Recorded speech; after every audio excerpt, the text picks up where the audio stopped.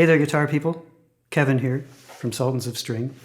And thought we'd spend a little bit of time today just talking about one of our favorite subjects as guitar players, and that is strumming. So, you know, when you're first learning how to play the guitar, obviously you learn some nice chords. Like, for example, what I played in the intro there was a G, and then a C, an A minor, and a D. But you might have heard that there's more going on than just playing the chords like that.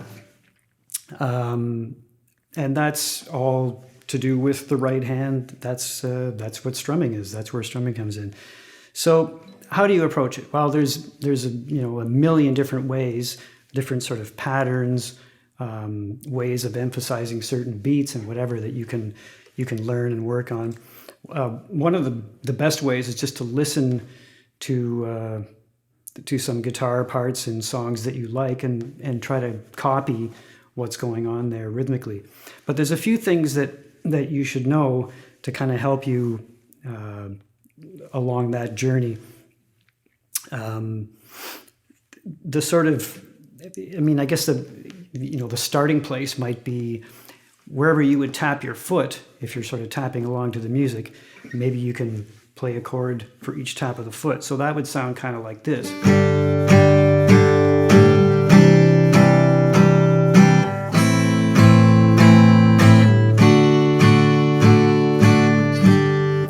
So that's fine, it works. It's not super interesting because it's very sort of monotonous and repetitive.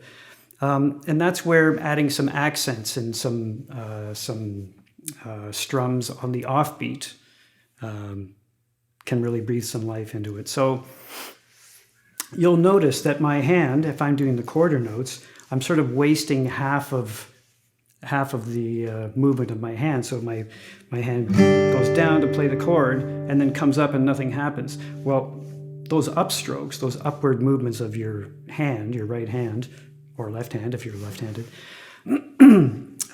you can also use those to play, to strike the strings or to strum the strings. And that gives you kind of twice as many options, twice as many places to put a strum. So if you want to hear what all of them sound like, obviously it's down, up, down, up, down, up, down, up, instead of just down, down, down, down. So if I do that, I'm getting eighth notes. So it would sound like this.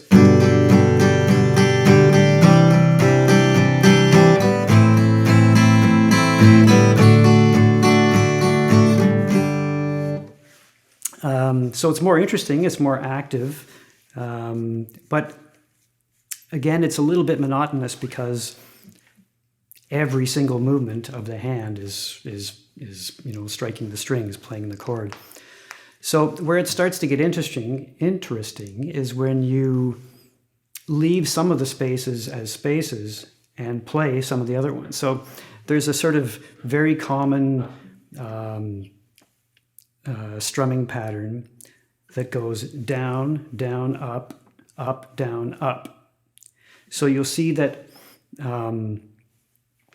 you're not playing every one of those down, up strokes. You're just playing down, down, up, down, up, like this. Now the key to keeping it all together and keeping it nice and flowing and rhythmic is to keep that hand, keep the right hand moving. It's kind of the most important of the two hands in this case. If you miss the chord change with your left hand, it doesn't matter. The thing that matters the most is keeping that rhythm steady so it sounds more like music.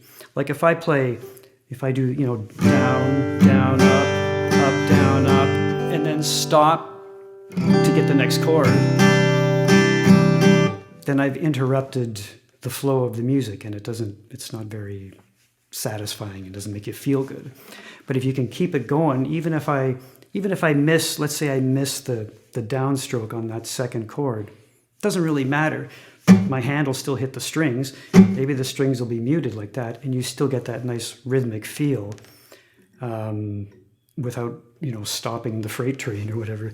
So it could be like this. I'll play the G to the C, and I'll miss the first beat of the C because maybe I'm still working on making my fingers change to that next chord. And so I don't get it on time, but I keep my right hand going so that the rhythm keeps moving. So it sounds something like this.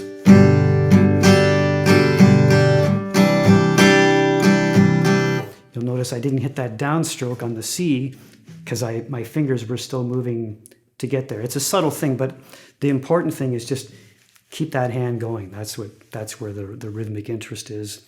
That's what keeps people tapping their toes and moving their bodies to the music. So you can extend like that pattern, down, down, up, down, up.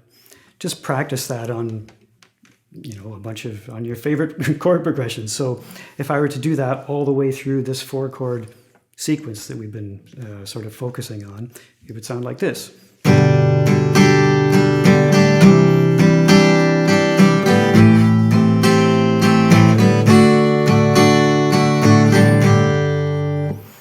Now you can also, you don't have to keep to the same sort of rhythmic sequence of strokes with the right hand.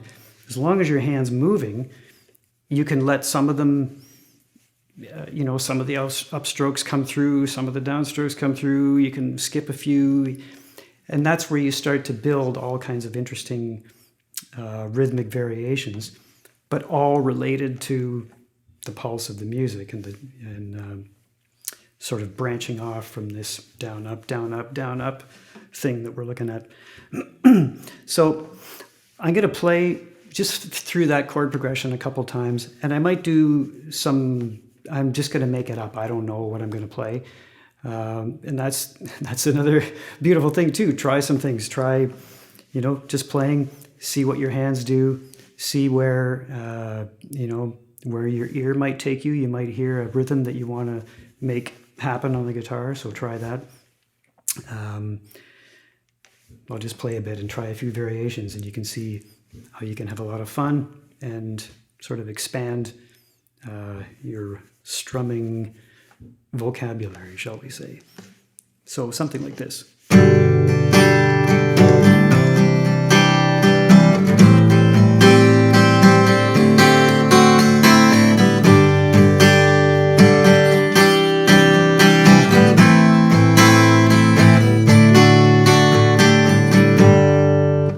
So you'll notice, I guess one last sort of point before we wrap it up is that it's the upstrokes that sort of give the music a bit more momentum and sort of pull you into the next beat. So they tend to be, at least to my ears and maybe to yours, the ones that are kind of a little more exciting. They kind of get you, more kind of engaged with the music and excited to keep playing. So I think that's probably it for now. Try, remember that down, down, up, down, up, and try a bunch of other variations of that. Keep the right hand unstoppable, and tap your foot too.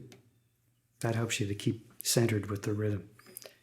And I think that's about it for now. So thanks for listening, and we'll see you next time.